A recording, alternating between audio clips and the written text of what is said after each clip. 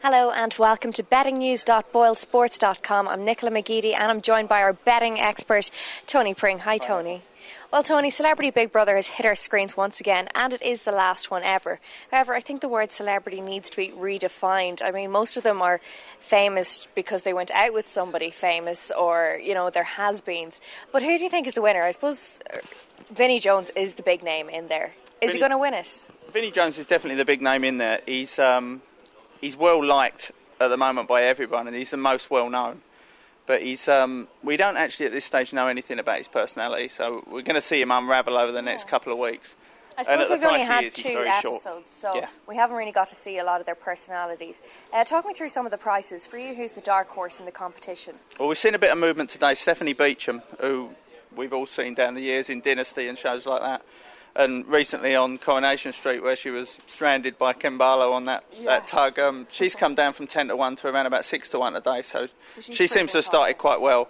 And there's been a few drifters. Alex Reid's gone out from an original sort of 12 or 14 out to 25. So there is a little bit of movement, and we're gradually sort of going to get to know him over the next couple of days. So. Okay, cool.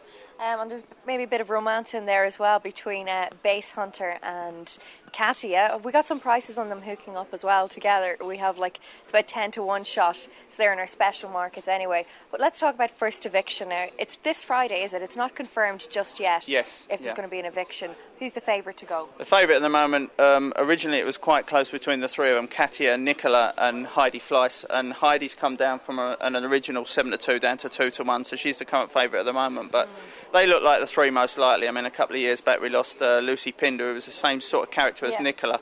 So, as I said, girls never liked the glamour models. She was booed straight away as she went. But then Heidi Fleiss is a bit of a shady past. But she looks an interesting character. I mean, shady character. Shady, but great stories in that in this year. I hope she don't go first. I'd like to sell the beans on a few, and she could be interesting, but she is a likely runner to go, yeah.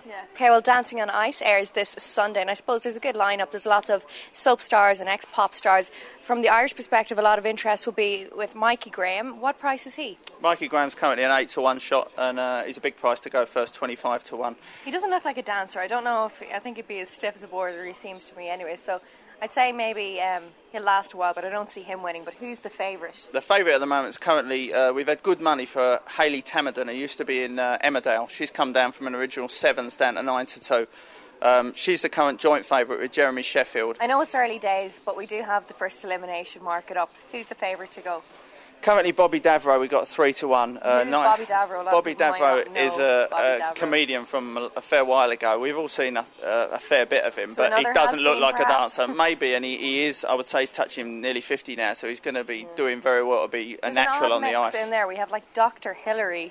Dr. Hillary Jones, again, he must be 40, 45, so he's going to be doing. But he's kept himself in good nick, as we know, but 5 to 1 to go first, and another one, Heather Mills, 9 to 2 to go first. Oh, well, yeah, that's actually going to be a lot of interest in her. She's one of the most hated public figures, I think, at the moment. She's 33 to 1. Is 33 to win. Well, we have one last show that just got started on Sky One. It's called Got to Dance. And Tony, you've been saying there's been a lot of real raw talent in the show. Tell me who's the top 3 in the betting and why. Well, I watched it last night. It's available for anyone who missed it on Sky anytime, and it does look like an excellent show. It's the same sort of format as Britain's Got Talent, where you're going to get lots of an X Factor, where you're going to get 5 or 6 weeks of auditions and then running into live semi-finals. So by the time it gets to live semi-finals, we'll have a cracking lineup, and then a live final, obviously. Now, watching it last night, it was about 10 or 12 made it through to potentially being in the semi, and there's 18 going to be in the semi-finals, 9 in each, obviously. And there was 3 last night that were fantastic. There was a girl at the end called Emily, 11-year-old, absolutely unbelievable dancer. A Chinese young kid of 15 years, Matthew Kuhn, who was an amazing sort of ballet dancer. And another young kid who I think was under 10, who was phenomenal as well. They were absolute standouts. They're in the betting, heading the betting up at 4, 5 and 6 to 1. So but there's lots of. Do you think, Emily, from what you've seen so far, is she head and shoulders? She was amazing, but the other 2 were not far behind. The standard was just incredible. But you might find week on week that there's going to be even more of them coming through. Lots of dance troupes that were excellent, and a couple of pairings. Looks a great show, could be a great betting event. Yeah, exactly. So it sounds like another exciting betting opportunity. Thanks a million, Tony. No problem.